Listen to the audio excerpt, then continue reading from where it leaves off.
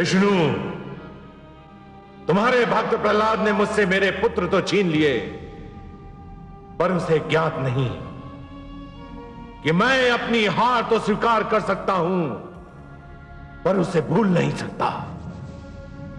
तुम देखना कि विरोचन अपने अधिकारों का प्रयोग किस प्रकार करता है।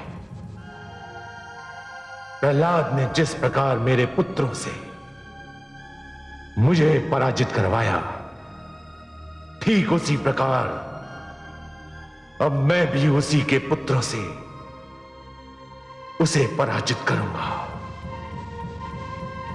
इसके लिए मैंने 30 वर्षों तक प्रतीक्षा की है।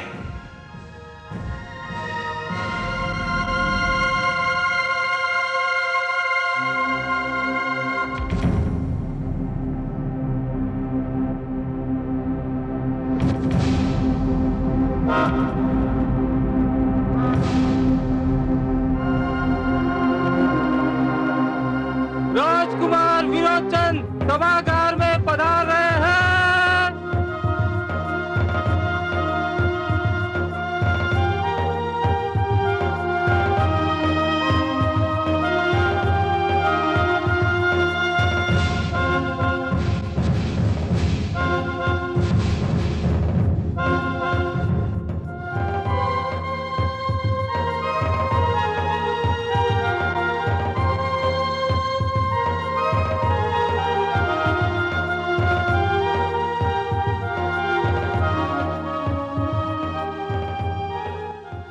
असुर लोक के सामंतों, असुर लोक के प्रियजनों, जब सूर्य नहीं रहता तो प्रकृति आकाश में चंद्रमा को सजा देती है। प्रकृति ने यह नियम इसलिए बनाया है ताकि सृष्टि में सदा उजाला रहे। कुछ ऐसी ही दशा राज्य की भी होती है। राज्य में सदैव न्याय और सुव्यवस्था का उजाला बना रहना चाहिए। यदि किसी कारणवश राज्य में राजा ना हो तो भी न्याय और प्रशासन में विघ्न नहीं पड़ना चाहिए। युवराज नियुक्त करने का नियम इसी उद्देश्य से बनाया गया है। और आज वो शुभ अवसर आ ही गया है जब मैं अपने सिंहासन को एक उत्तराधिकारी और अपनी प्रजा को एक युवराज दूं। पुत्र पिता की छवि होता है, युवराज राजा की परछाई होता है। मैं आज आप सबके समक्ष आप सबको साक्षी बनाकर अपने ज्येष्ठ पुत्र विरोचन को अपने सिंहासन का उत्तराधिकारी और आपका युवराज घोषित करता हूं। युवराज विरोचन की जय! युवराज विरोचन की जय! युवराज विरोचन की जय! युवराज विरोचन की जय! युवराज विरोचन की जय!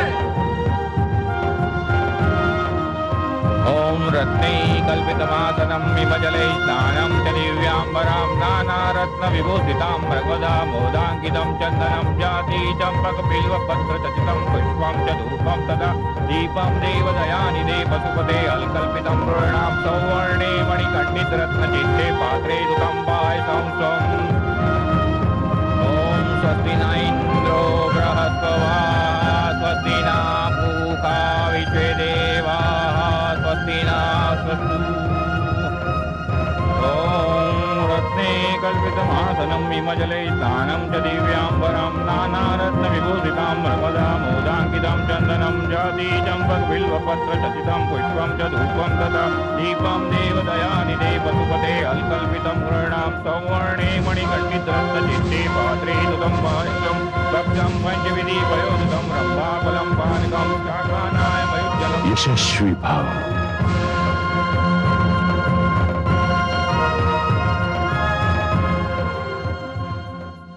तेजस्वी भव।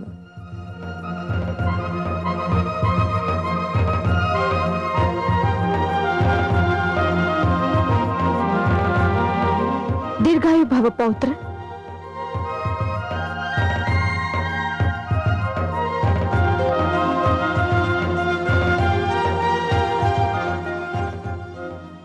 मुझे अपने पदचिन्हों पर चलने का आशीर्वाद दीजिए महाराज। मेरा आशीर्वाद सदा तुम्हारे साथ है पुत्र, परंतु अधिक आवश्यक यह है कि तुम प्रजा का भी आशीर्वाद प्राप्त करो और उसे आश्वस्त कराओ कि तुम उसे न्याय दोगे, सुरक्षा दोगे, संरक्षण दोगे। तुम सदैव उसके सुख, समृद्धि और कल्याण की सोचोगे। यशस्वी भव पुत्र।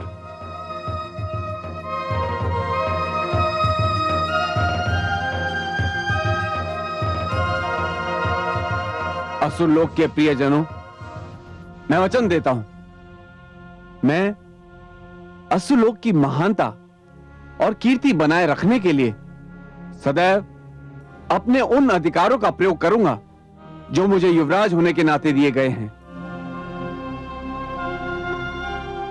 मैं इस राज्य की शक्ति में समृद्धि, वृद्धि और ख्याति के लिए सदैव तन मन से तत्पर रहूंगा। युवराज विरोचन की जय! युवराज विरोचन की जय! युवराज विरोचन की जय! युवराज विरोचन की जय! युवराज विरोचन की जय!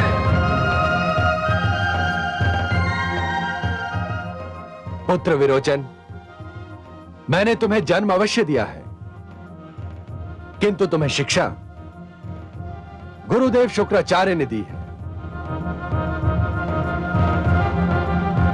और शिक्षा सृष्टि का महानतम धन है। तुम मेरा अंश अवश्य हो, पर ज्ञान का जो अंश तुम्हें मिला है वो गुरुदेव शुक्राचार्य से मिला है। तुम उनसे मार्गदर्शन मांगो। मैंने तुम्हें अधिकार दिए हैं, वो तुम्हें युवराज धर्म का मार्ग दर्शाएंगे।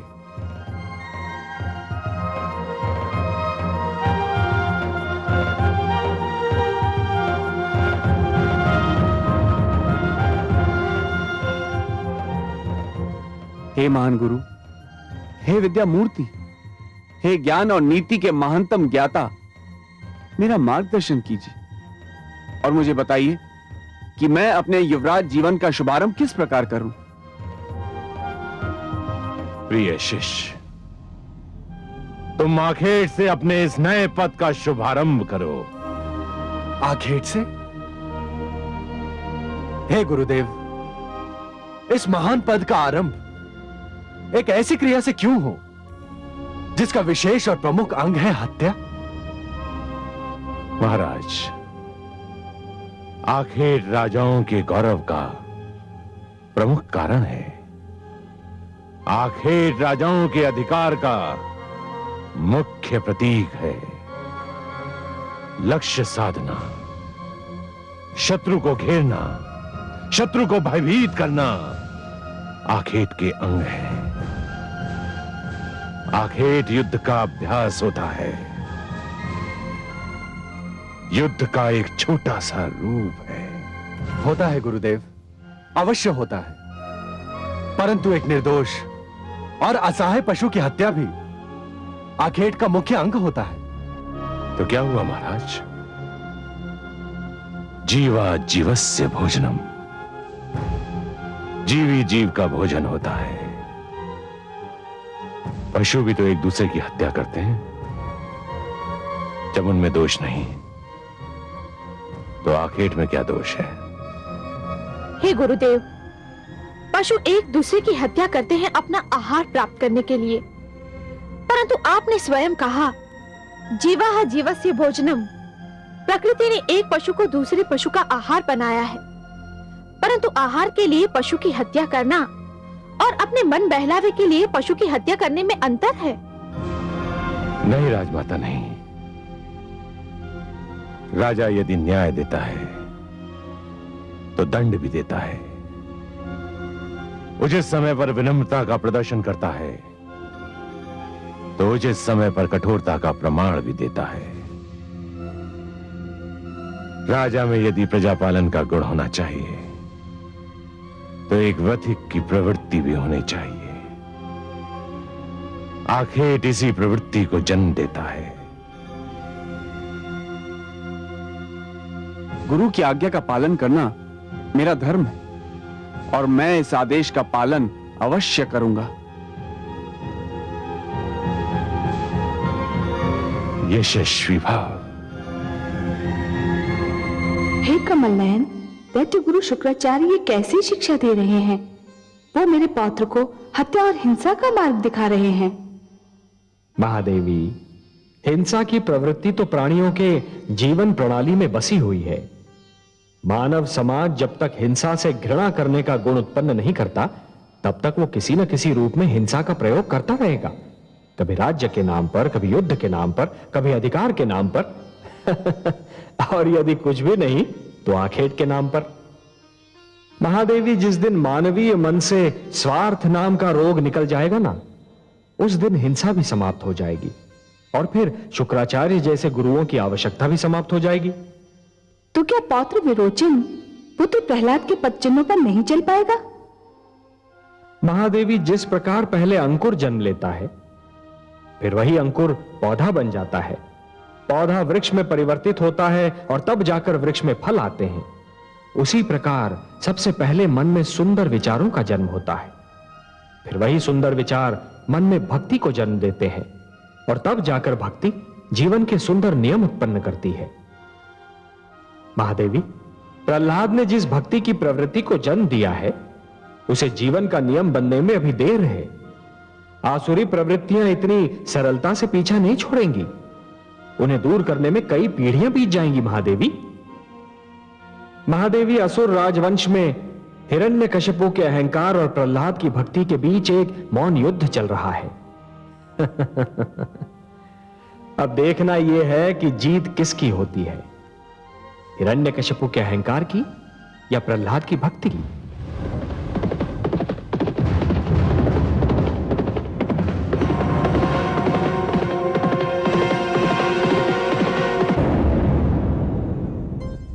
स्वामी, आपको पुत्र विरोचन का आखेट पर जाना अच्छा नहीं लगा ना? प्रश्न अच्छा या बुरा लगने का नहीं है देवी। प्रश्न यह है कि कोई महान और दायित्व वाला पद प्राप्त करने के उपरांत प्राथमिकता किस कार्य को दी जाती है। मैं जानता हूं कि युवराज आखेट भी करते हैं, किंतु राजा केवल आखेट ही तो नहीं करते, राज्य और जीवन के हर क्षेत्र में भाग लेना पड़ता है उनको। मुझे अधिक प्रसन्नता होती यदि पुत्र विरोचन किसी और क्षेत्र से अपने अधिकारों का शुभारंभ करता, पर उसने आखेट को चुना। इसका कोई बहुत अधिक खेद भी नहीं है मुझको।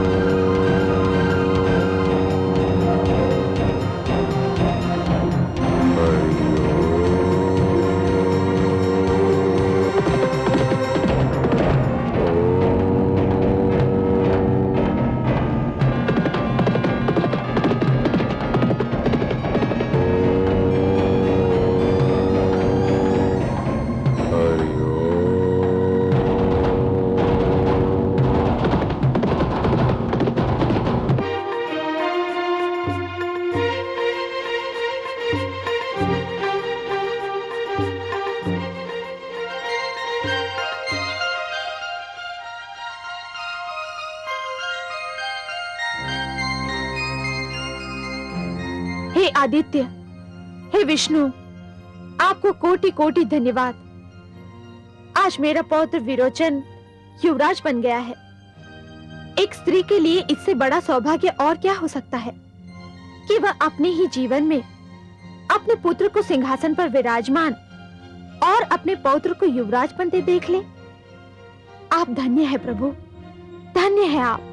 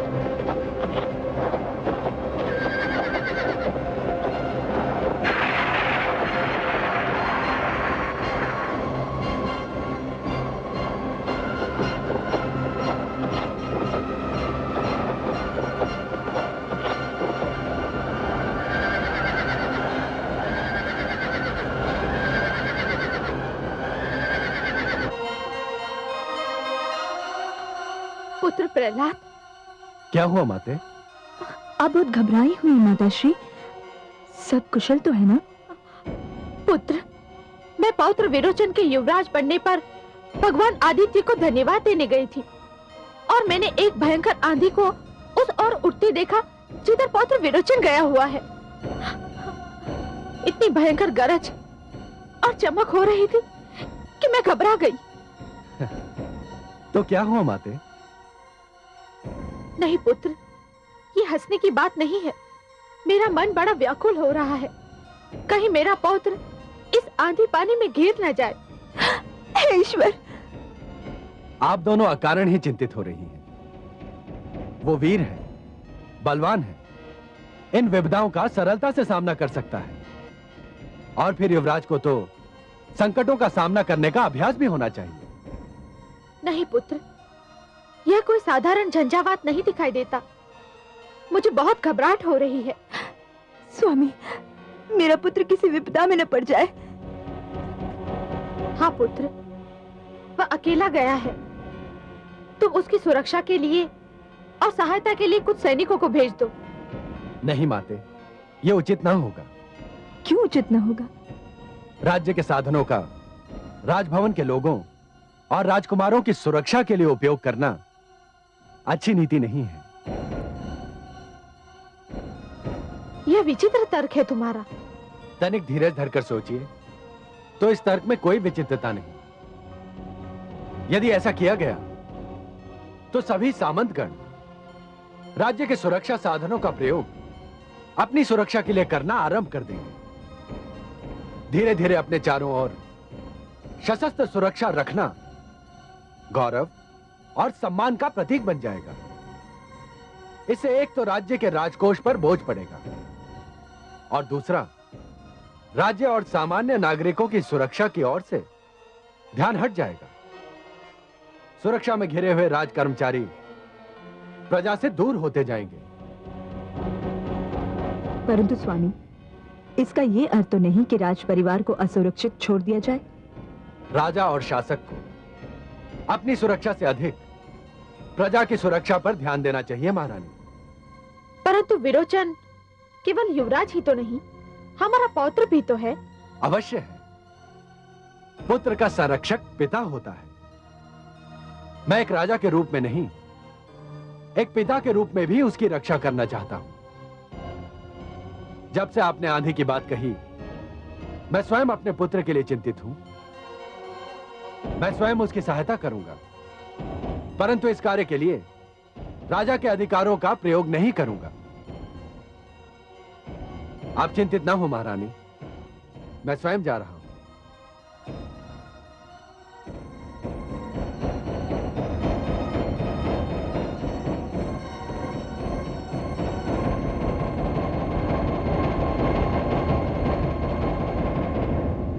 देखा आपने कमल नयन, पुत्र प्रहलाद ने क्या किया?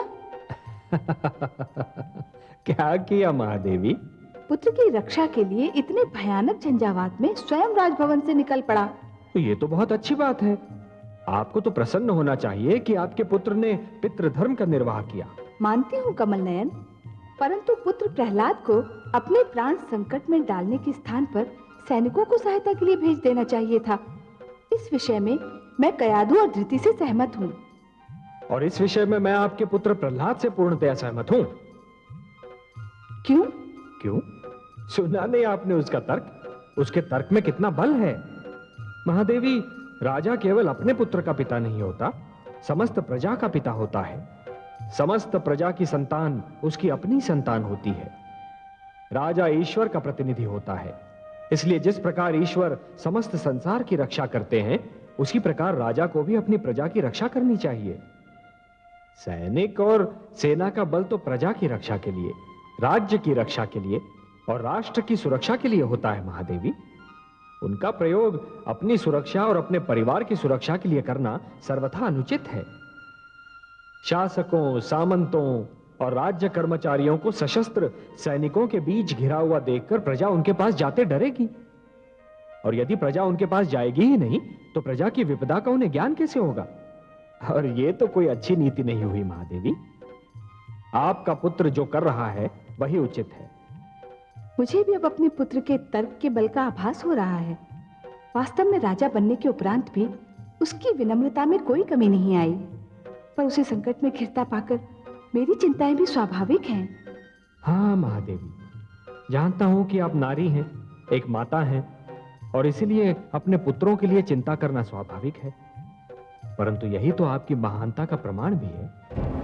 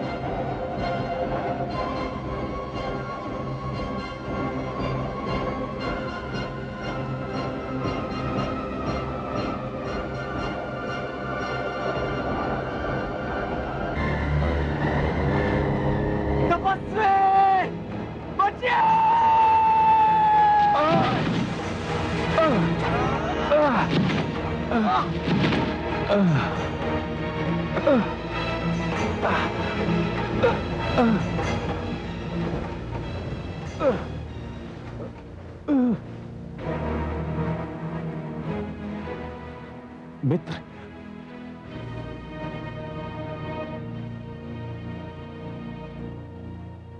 आप कौन हैं और इस घने वन में क्या कर रहे हैं? मैं ऋषि अंगिरा का पुत्र सुधन्वा हूं। पिताश्री का आदेश था कि मैं एकांत में जाकर तपस्या करूं। इसी उद्देश्य से मैं आज ही वन में आया था। परंतु आप कौन हैं? मैं असुर सम्राट प्रहलाद का पुत्र युवराज विरोचन हूं। आपकी वेशभूषा को देखकर मेरा यही अनुमान था। परंतु युवराज, आप और इस वन में? आखेट मैं भी अपने गुरु शुक्राचार्य के आदेश पर अपने युवराज पद का आरंभ आखेट से करना चाहता था, किंतु यहां पर आते ही भयंकर वर्षा ने घेर लिया। अरे, आप तो मुझे बचाते हुए घायल हो गए। घायल तो आप भी हो गए मित्र। कैसा संयोग है, हम दोनों एक ही समय एक ही कारण से घायल हो गए। हमें यहां से निकलने का प्रयत्न करना चाहिए। हाँ, इस वन में रहने से संकट और भी बढ़ सकता है। हमें शीघ्र ही निकलना चाहिए।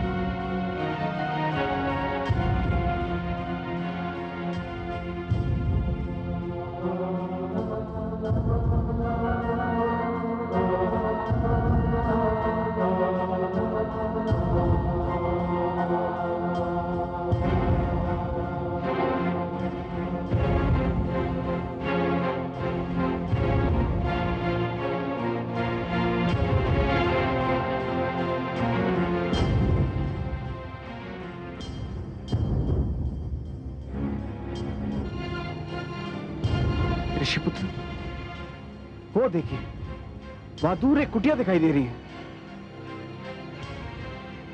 इस वन के पास कुटिया होने का अर्थ यही लगता है कि किसी ऋषि की कुटिया है। चलो युवराज, लगता है भाग्य हमारा साथ दे रहा है। चलिए।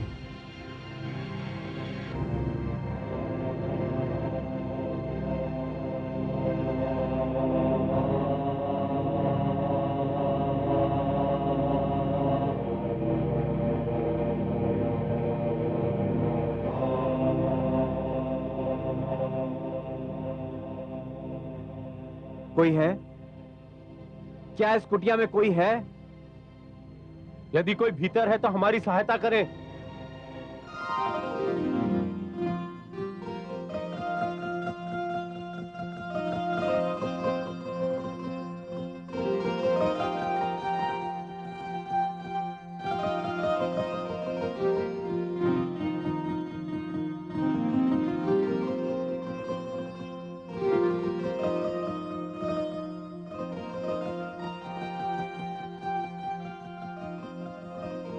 अरे, आप दोनों तो बहुत घायल हैं। शीघ्र भीतर आइए, आपके घावों पर लेप लगाने की आवश्यकता है। पधारिए अतिथिगण, घबराइए मत, आइए।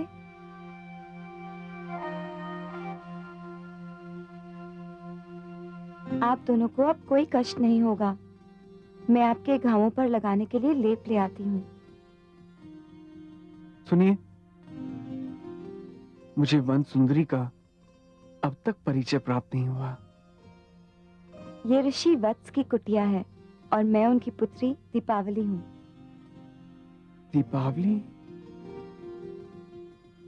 मैं इस कुटिया से फूटने वाले प्रकाश को दूर से दीपक का प्रकाश समझ बैठा था, किंतु अब ज्ञात हुआ वो प्रकाश दीपक का नहीं था। तुम सिर से पांव तक प्रकाश ही प्रकाश हो।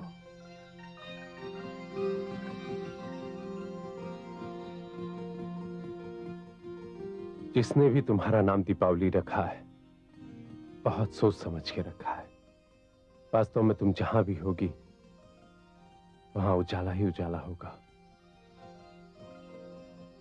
मुझे आप दोनों के घाव और पीड़ा की चिंता है और आप दोनों कविता कर रहे हैं। ठहरिए, मैं आपके लिए लेप ले आती हूँ।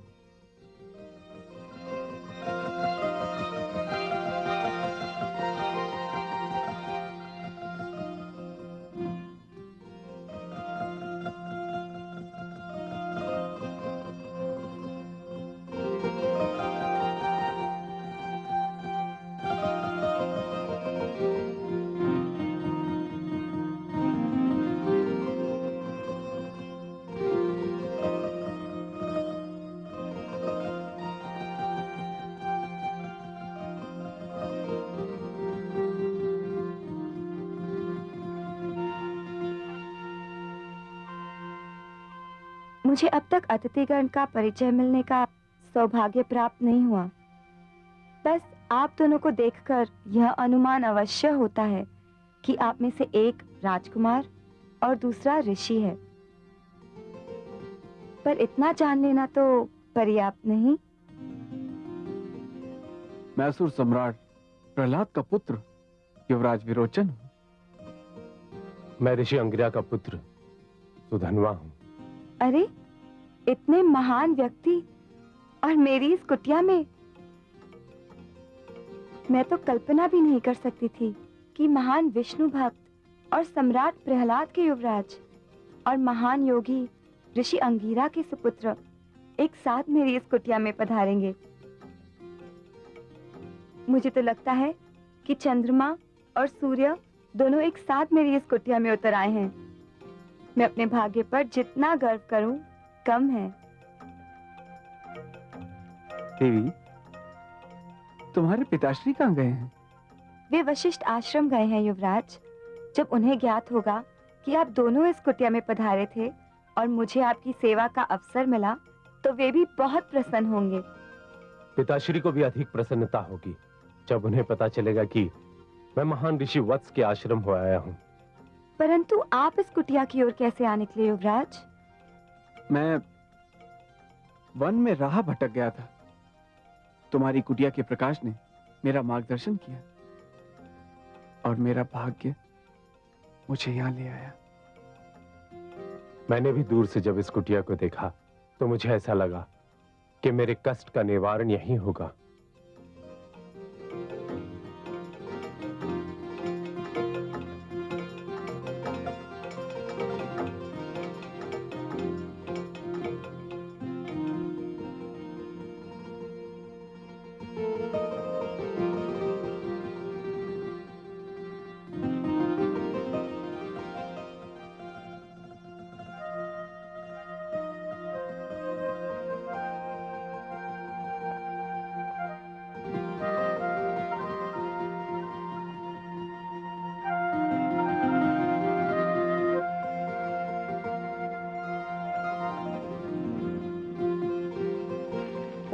भद्रं कर्णैर्विष्णुयाम देवः भद्रं पश्येमाक्षभिर्यजत्राः स्थिरैरङ्गैस्तुष्ट्वाग्रं तस्तनूभिर्व्यसेमहि देवहितं यदायुः ॐ हरियमणं देवं कन्या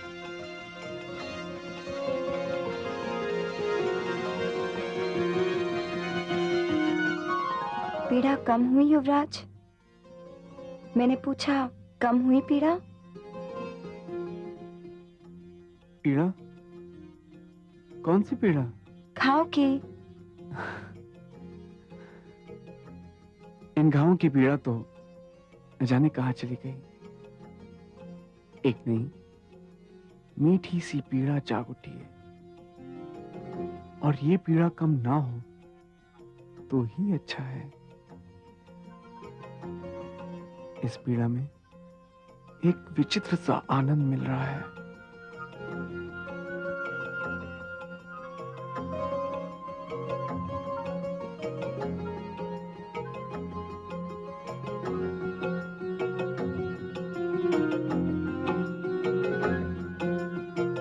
लाइए, आपके घाव पर भी लेप लगा दूं।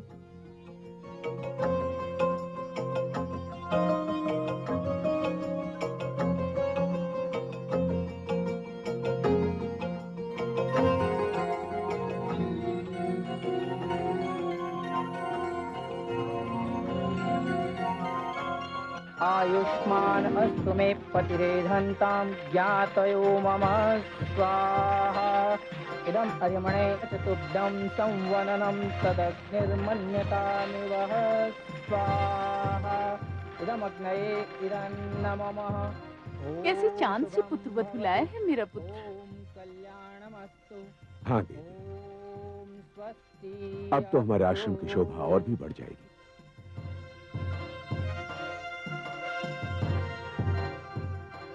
अब कैसा लग रहा है ऋषिपुत्र? कहाँ खो गए थे आप? मैं पूछ रही थी अब घाव की क्या दशा है? तुम्हारे हाथों में न जाने कौन सा जादू है देवी। तुमने जैसे ही मेरे घाव को छुआ तो मुझे ऐसा लगा जैसे घाव कभी था ही नहीं। कितना कोमल था तुम्हारा स्पर्श। आप दोनों न जाने कब से भूखे प्यासे होंगे। मैं आपके लिए भोजन लाती हूँ।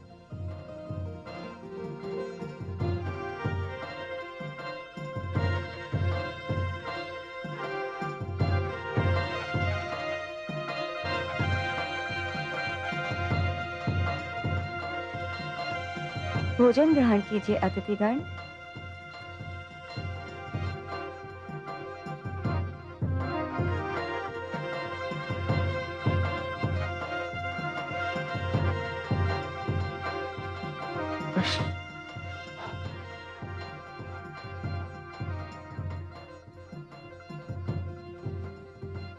अरे, आपकी उंगलियों में तो घाव है। लाइए, स्वयं मैं खिलाती हूँ।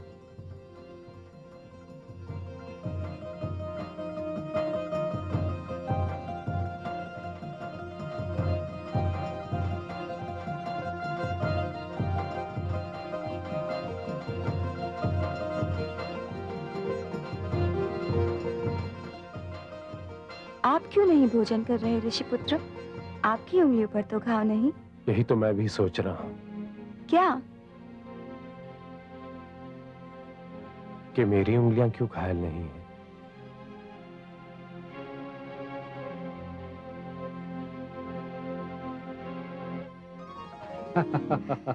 देखिए आपने प्रेम की लीला महादेवी। मैं तो इसमें भी आप ही की लीला देख रही हूँ कमल नयन। मैंने तो सृष्टि की नींव ही प्रेम पर रखी है महादेवी। जब ब्रह्मा ने मनु और शतरूपा को जन्म दिया था तो मैंने उन दोनों के मन में चुपके से प्रेम की भावना को डाल दिया था। प्रेम जीवन की महान शक्ति है, महान प्रेरणा है। प्रेम मन में विनम्रता, विचारों को सहनशीलता और जीवन को दुख झेलने की क्षमता देता है। पर उस समय क्या होता है कमल नयन, जब एक ही दीपक पर दो पतंगे पागल हों और एक ही पुष्प के दो मतवाले हों? तब तो प्रेम कथा में रस और बढ़ जाता है महादेवी, और विवेक की कड़ी परीक्षा होती है। तभी तो अवसर मिलता है ये देखने का कि कौन स्वार्थी है और कौन त्याग कर सकता है, कौन प्रेम को शक्ति से जीतना चाहता है और कौन प्रेम को केवल प्रेम से जीतना चाहता है। न जाने विरोचन और सुधन्वा में से दीपावली का प्रेम कौन जीत पाता है? ये तो ब्रह्मा ही जाने। आप तो बस उनके प्रेम की सुंदर लीला को देखती रहिए।